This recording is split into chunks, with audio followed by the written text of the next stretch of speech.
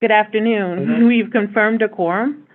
My name is Destiny Burns, Vice President and Executive Director of Community Relations and designee for the NYEZ Chair, Hope Knight, President and CEO of Empire State Development. I will now call to order the meeting of the directors of the New York Empowerment Zone Corporation for today, Thursday, August 25th, 2022.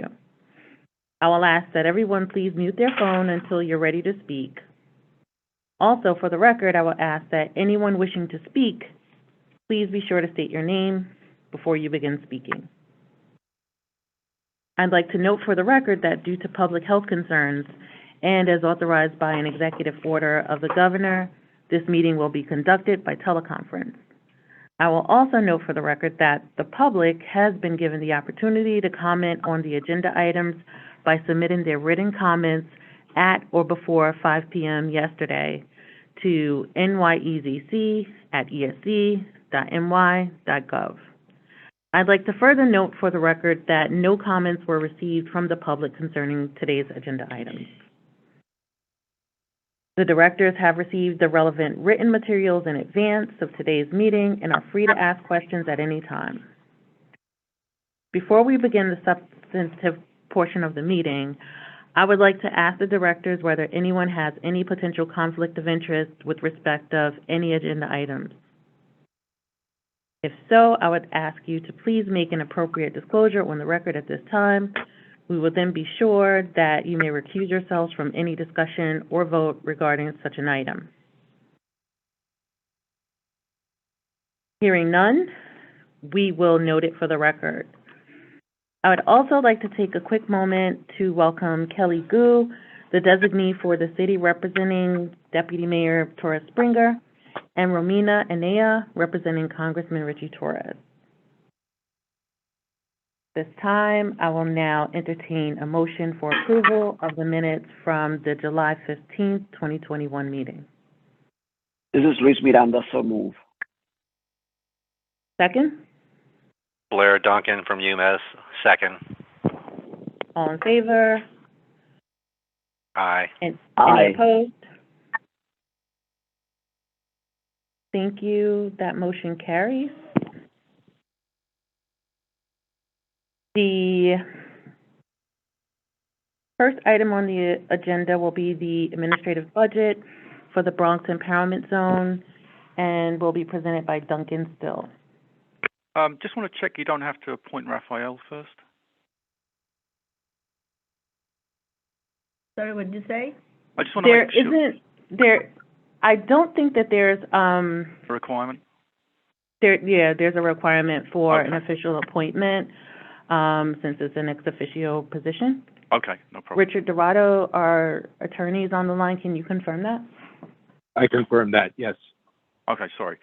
Okay, good afternoon, everyone. My name is Duncan Still. I'm the Chief Financial Officer for the Bronx Overall Economic Development Corporation. I'm here to present the annual operating and administrative budget for the financial year ending June 30th, 2023. Budget calls for a total spend of $890,564. This is 15.68% higher than the budget for the fiscal year ending June 30th, 2022. Personnel costs are $629,549 as compared with $608,848 for the previous year's budget. This is a result of a cost of living increase of 3.4%. The audit fee remains flat at $37,775. Professional and consultants increased by $100,000 due to the engagement of a consultant. Legal fees remain flat at $35,000. We expect the vast majority of this amount will not be used as we do not expect any litigation. Other operating costs remain flat at $79,240. Are there any questions?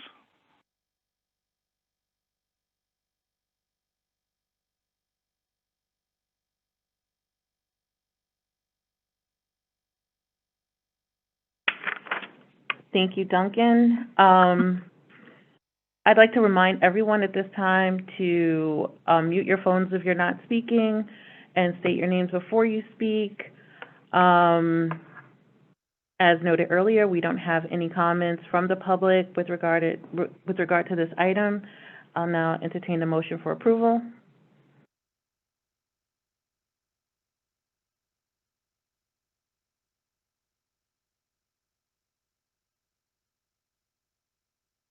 I'll now entertain a motion for approval, Luis Miranda, so move.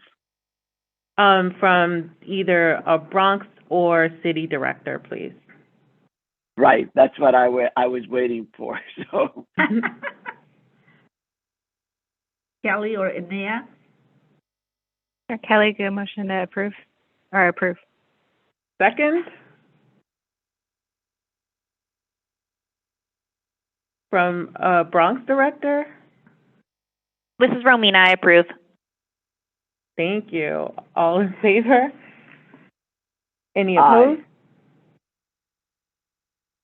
Thank you, everyone. The motion carries. The next item up for consideration will be the New York Empowerment Zone Corporation Administrative Budget. Orha Ocampo will present.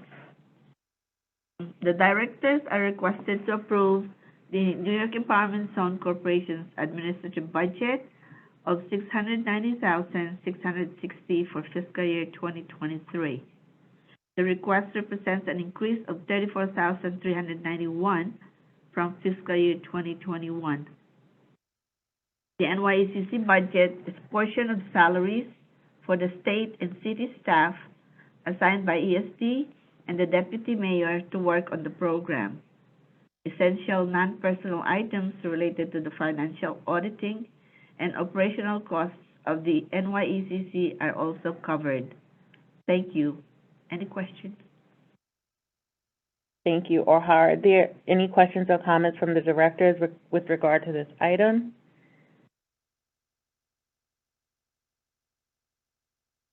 Again, we didn't get any comments from the public. I'll now entertain a motion of approval. Anyone? From any director? So moved, Blair Duncan, UMass.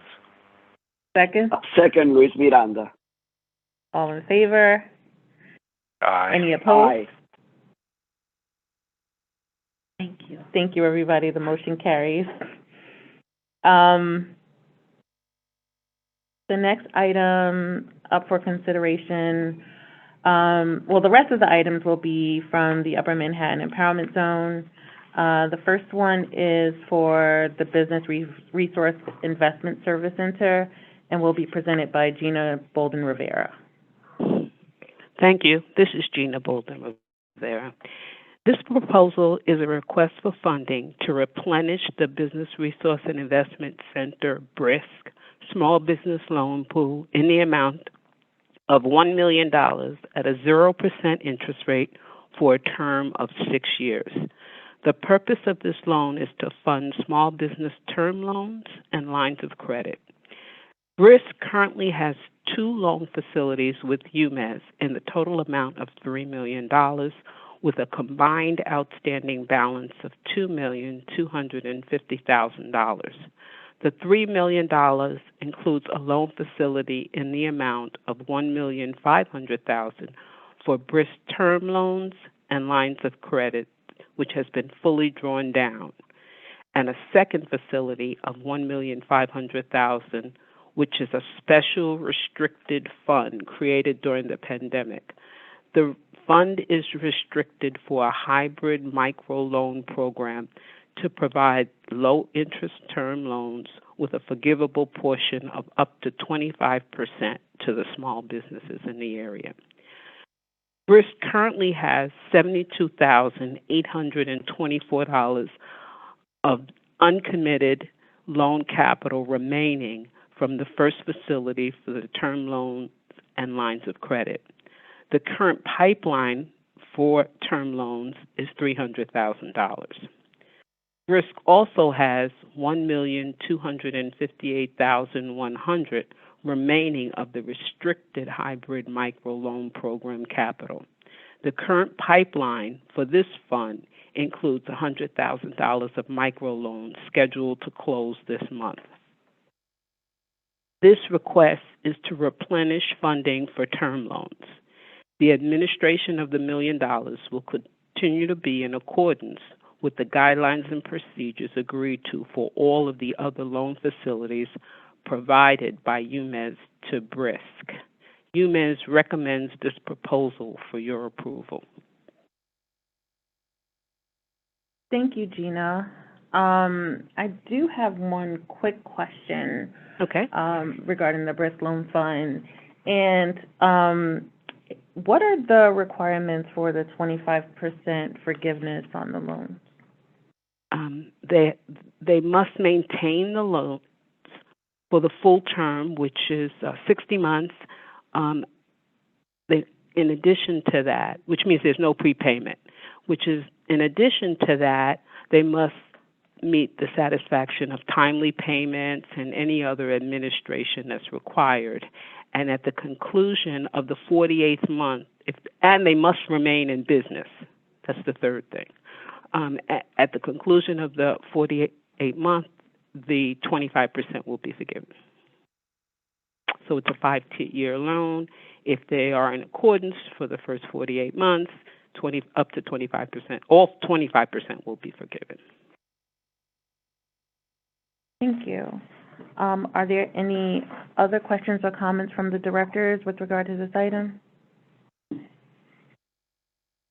I would just like to say that this is a product that we created. The microloan that you made reference to is a product we created for the pandemic to assist small businesses, to give them flexibility to restart their businesses and have relief in the sense of the debt forgiveness of 25%.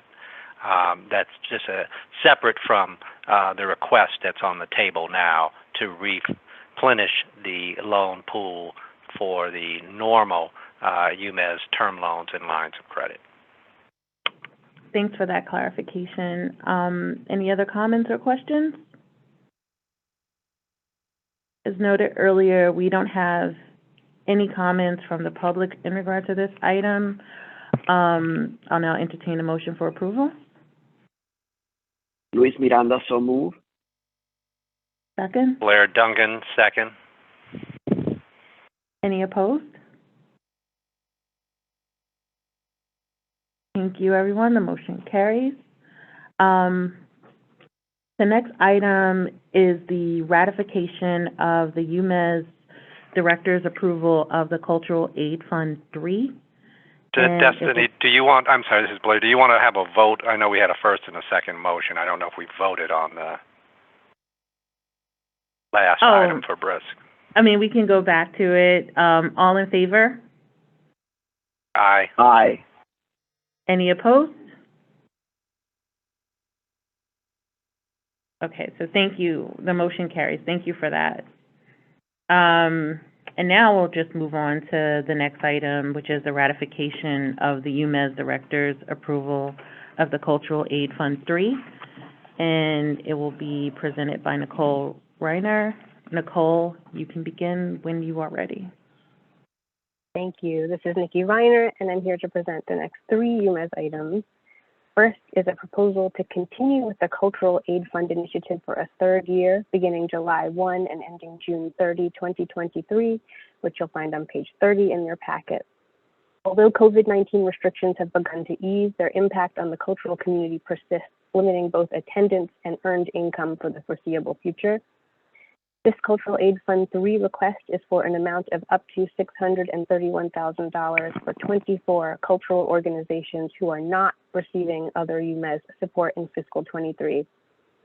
We have modified this initiative each year with 2 priorities in mind: to appropriately broaden UMES's reach throughout the zone-wide cultural community to include eligible organizations who are actively engaged with UMES but are not yet grantees, and to focus our efforts where it will have the greatest impact. Thus, out of the 24 organizations, 4 were new first-time grantees to UMES last year, and 1 organization, the People's Theater Project, would be a new addition to the Cultural Aid Fund this year, but they are previous recipients of a UMES Arts Engagement Grant, where their budget has now outgrown the allowable budget size for that re-grant program. Further, we have taken a slightly different approach to the issue of impact this year, using a 2-tier allocation policy to focus our effort where it will have the greatest impact. Specifically, of the 24 organizations, the 6 with operating budgets of $2.5 million or above would each receive a grant of $10,000, expending less than 10% of the initiative funds. The remaining 18 organizations with budgets below $2.5 million would receive grants between $10,000 and $50,000 using a curve that would provide proportionately larger grants to the smaller organizations. The average grant size would be around $32,000, similar to years 1 and 2. As before, grant funds would be used for core administrative expenses, including staff, to ensure that organizations are able to sustain their operations through fiscal 23 as environmental conditions evolve.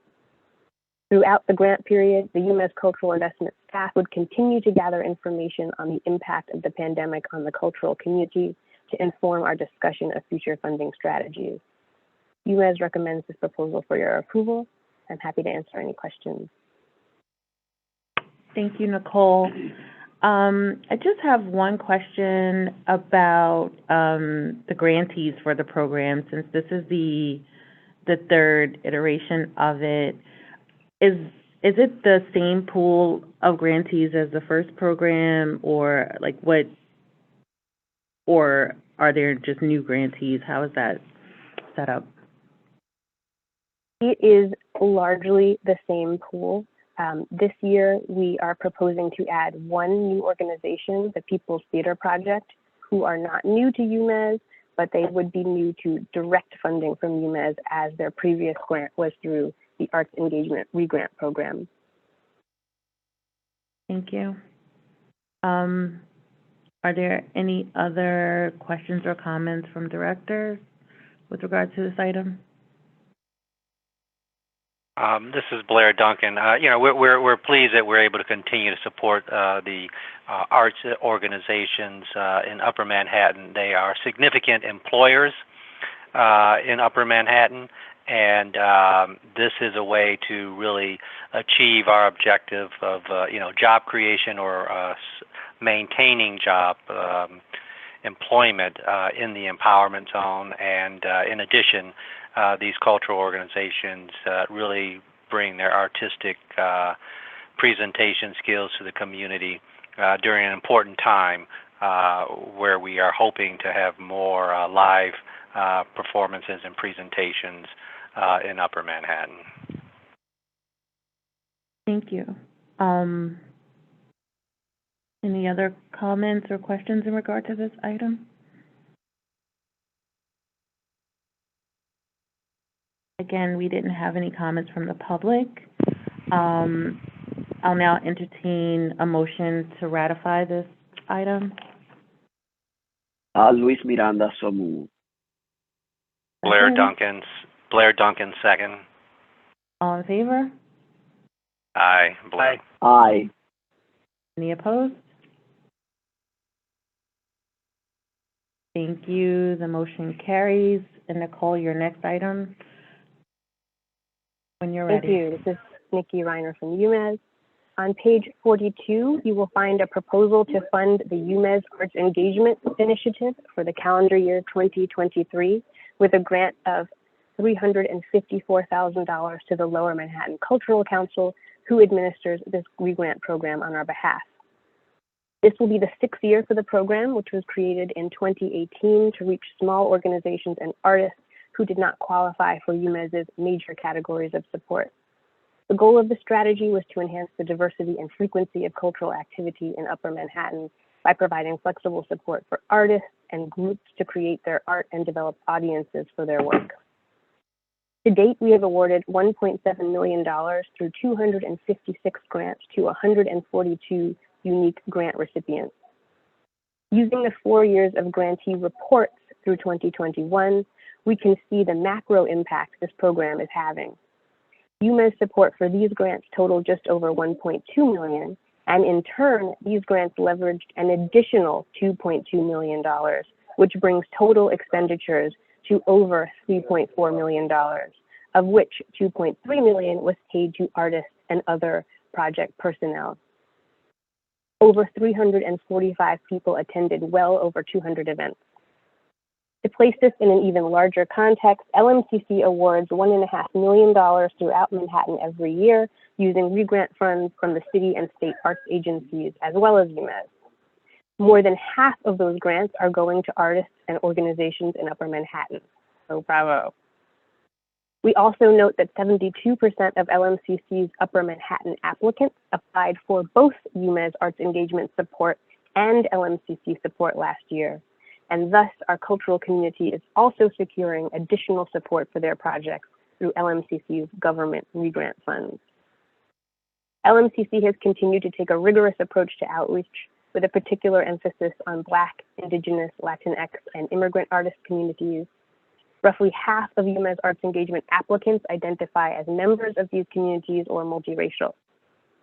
The growth in our pool of applicants reflects the success of these efforts. Beginning with 51 eligible applicants back in 2018, we have seen an average of 40 new eligible applicants every year. This proposal is again for 1 year, which will allow UMES to examine the impact of the pandemic on our grant budget. Further, it will allow the Cultural Investment Fund Committee to examine the full range of our grant programs and adjust our investment strategy to reflect the new realities shaping the cultural industry. The Cultural Investment Fund Committee will continue to provide formal approval for the proposed grants, which are recommended by the jury panels each year, and will formally approve proposed members of the jury pool who must live and/or work in Upper Manhattan. The Cultural Investment Fund staff works very closely with LMCC and will continue to monitor and evaluate this initiative throughout the course of the grant. UMES recommends this proposal for your approval, and I invite your comments and questions. Thanks again, Nicole. I really think this program is great. I wanted to ask a question based on what you said. I don't know if this was the intent of the program, but do you guys see this program as a pipeline for UMES's cultural capacity building efforts? And I know that earlier, in the last initiative, you added an organization that you were introduced to through this program. Is that something that you think you'll see moving forward? That's a great question. That is something we would love to see moving forward. Earlier in the year, we conducted a financial analysis of our UMES Arts Engagement grantees and determined that the People's Theater Project was really in the best position to quote unquote graduate. But we are definitely looking at all of our arts engagement applicants with an eye toward eventually cultivating their increased capacity. Although I will note that the analysis found that most of them have budgets that are really quite impressively small still. So that may be a little further into the horizon. Thank you, Nikki. And I'll just add to that we do see this, as kind of a seed funding program to see how we can graduate organizations up to other funding opportunities for UMES. One of the other organizations that we were able to identify, it was the Harlem Chamber Players, which we provided a catalyst grant for a performance of the Ordering of Moses at the Cathedral of St. John Divine, a composition written by Nathaniel Dett.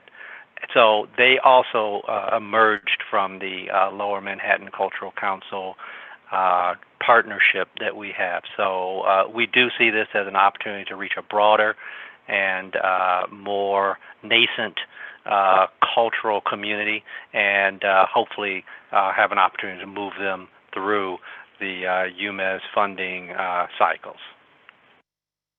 That sounds great. Keep us posted on how that progresses. I think you have, are there any additional comments or questions on this item? No. We don't have any comments or questions from the public.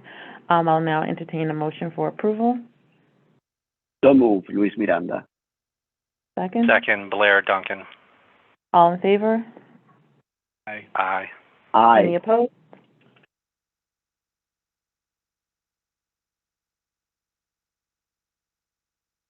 Thank you. The motion carries. Nicole, your next item or your last item? Thank you. On page 65, you will find a request from the Maysles Institute, known as Maysles Documentary Center, for a 3-year capacity building grant of up to $194,710. Maysles first came to UMES in the spring of 2017 to request a technical assistance grant for a strategic business plan to professionalize their operations. The founder, the renowned documentarian Albert Maysles, had passed away in 2015, and the board was seeking professional guidance to make the transition from a founder-driven organization to a self-sustaining one. Maysles then turned to UMES in 2019 for a capacity grant to bring on a development manager and fund other elements of the plan.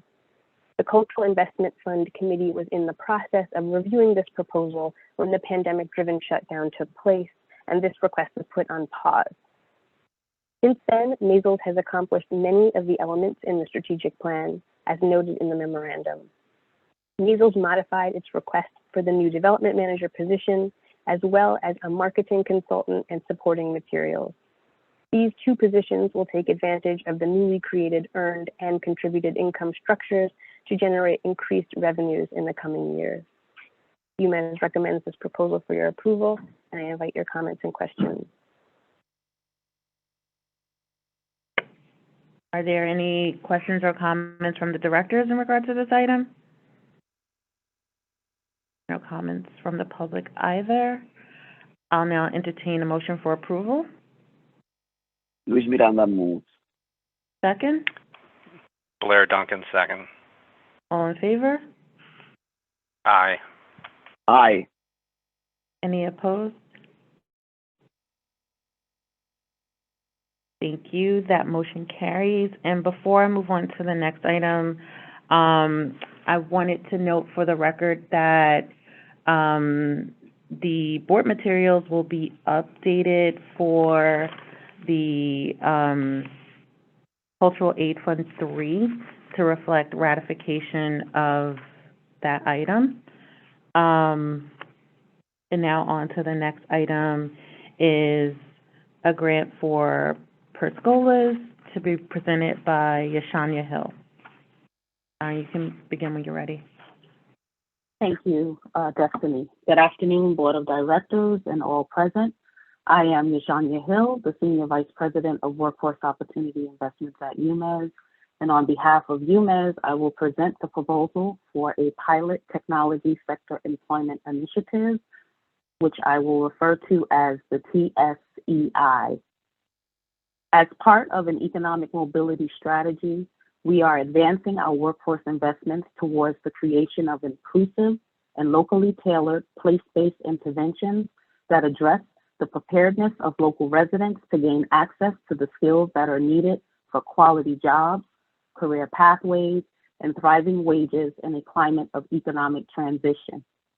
And as you know, the tech sector in many ways is leading the city's economic recovery and producing a large share of well-paying jobs. However, many underserved job seekers lack the skills training and work supports that are needed to enter the growing number of middle skill level positions, offering quality wages that are accessible without a college degree. To this end, UMES proposes to fund a 1-year pilot, TSEI, designed to propel a minimum of 65 unemployed and underemployed Upper Manhattan residents towards tech skills training, professional development, meaningful employer connections, and thriving wage careers in the tech sector. Under this initiative, UMES will provide Perscolas, a nationally recognized workforce training provider offering pathways to technology careers for individuals traditionally underrepresented in the tech workforce, a grant in the amount of $200,000 to partner with UMES and spearhead this initiative. The TSEI will promote diversity, equity, and inclusion and enhance community resilience in Upper Manhattan by building the capacity of community-based workforce organizations to support local talent pipeline development, creating opportunities and access points for local residents throughout all neighborhoods of our catchment area who aspire to work in tech. With that being said, this initiative will support a community partner tech fund of $25,000 that will incorporate a culturally sensitive and community-focused agenda to cultivate up to 5 community-based organizations to build a learning community to better understand the tech sector and the process of building a homegrown tech talent pipeline. Community learners will have the opportunity to enroll in one of 4 training tracks that are deemed most appropriate, including IT support, cybersecurity, cloud fundamentals, and software engineering. Free training courses are coupled with industry certifications, professional soft skills development, and case management supportive services, financial coaching, and counseling. On behalf of UMES, we are requesting the board's support of this initiative. Thank you for your time, and I'm happy to address any questions that you may have. Thank you, Yashanya. This program sounds great. I wanted to know how UMES, or has it already been done, how UMES will identify participants in the program. Is there already a pipeline, or will they be marketing? There is not currently a pipeline. With your support, we will engage in a 3-month community engagement process that will incorporate really looking closely at organizations within each catchment area and identifying those that have the interest and capacity to engage in this initiative with us. There will be a communication strategy and a marketing strategy. We're already in discussions with the development of that to make sure that marketing is unique to each neighborhood within our catchment area. And so the local organizations that will work together to support this initiative will be equipped with technical assistance so that they will learn how to engage and how to recruit for the specific courses. Thank you. I look forward to hearing more about this as it progresses as well. Did any other directors have any questions or comments on this item? This is Blair Duncan. I'm very pleased about this program. It is one where, as Yashanya mentioned, you don't have to have a college degree to have a well-paying position. We've read a lot about, cyber professionals and the dearth of unfilled positions there are in, national publications like the Wall Street Journal.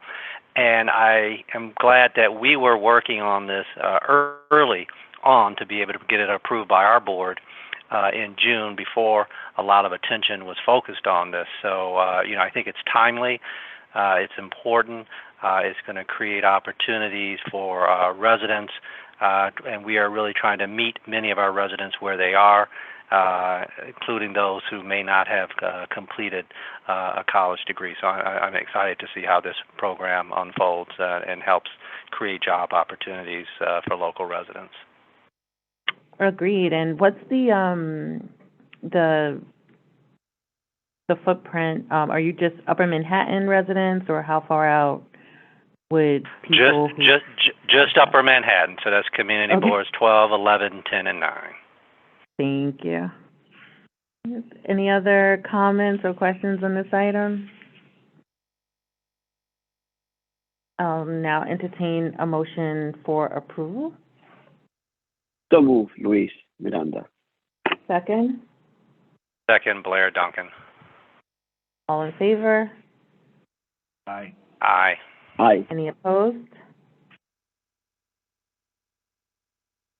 Thank you again. The motion carries. The final item on the agenda today is the UMES administrative budget, which will be presented by Tunde Aniende. Please again when you're ready.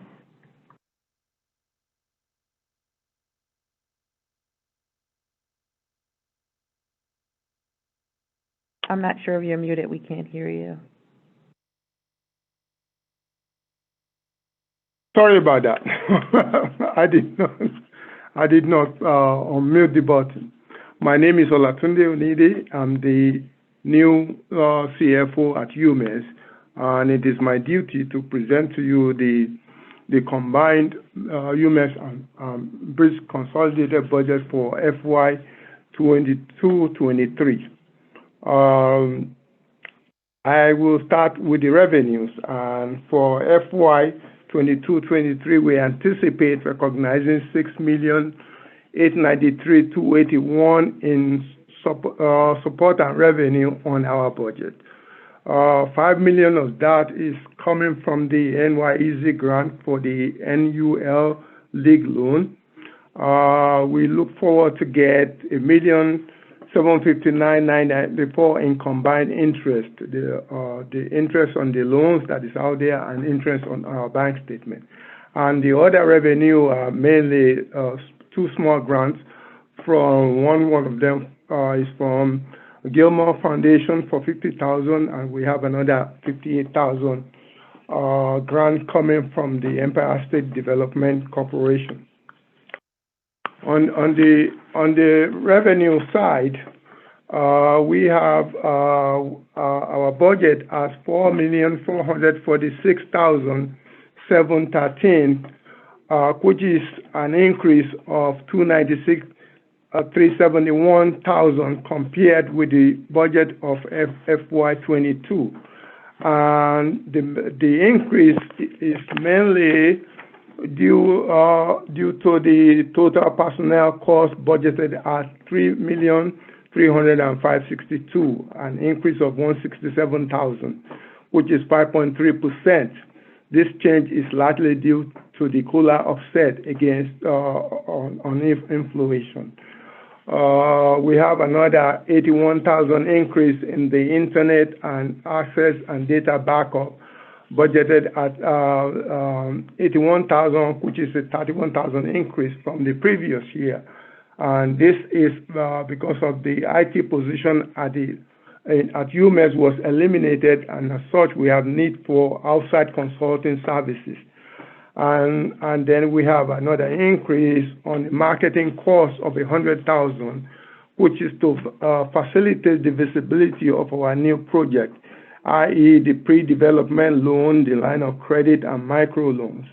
The marketing loan previously was funded from the loan repayment in the prior years, and this year, because there will be no more reimbursement from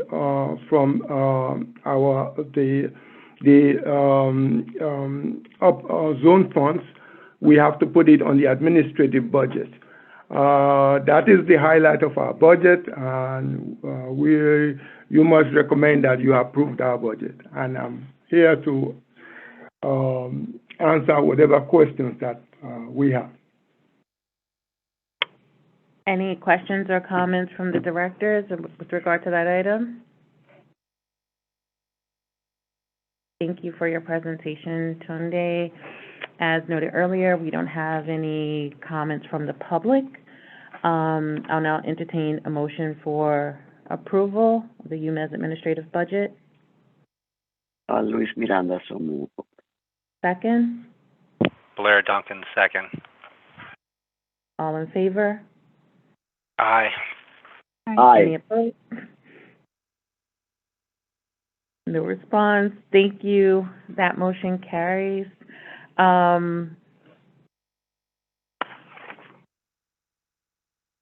Is there any other business?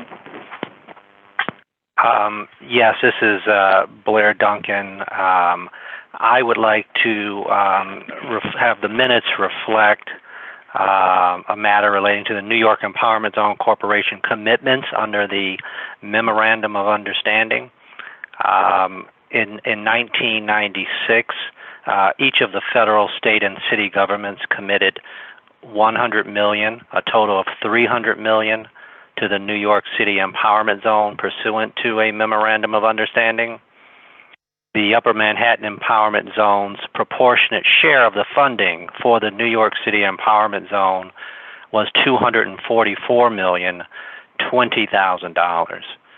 from 1996 through the last fiscal year, UMES has received funding from the New York Empowerment Zone Corporation, which administered the funding for the program. Disbursements from the NYEZC to UMES have been applied towards the UMES allocation under the Memorandum of Understanding. Based on the New York Empowerment Zone Corporation disbursements to UMES, the New York Empowerment Zone Corporation has satisfied its funding obligations to UMES in the amount of $244,020,000.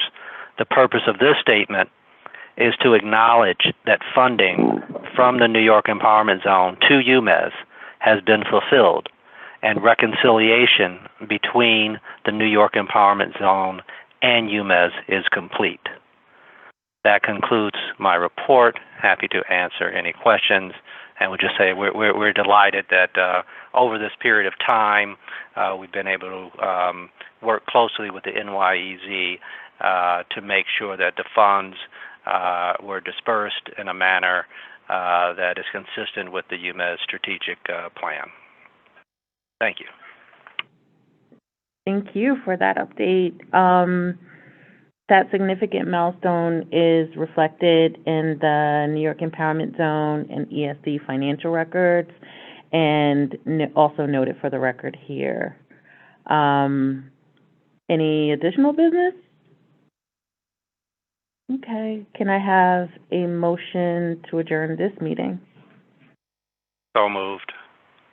Second? Second, Luis Miranda.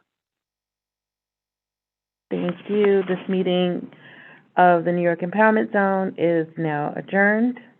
Thank you, everyone, for your participation. Thank you. Thank you. Thank you. Thank you. Thank you. Bye-bye. Bye. Bye now.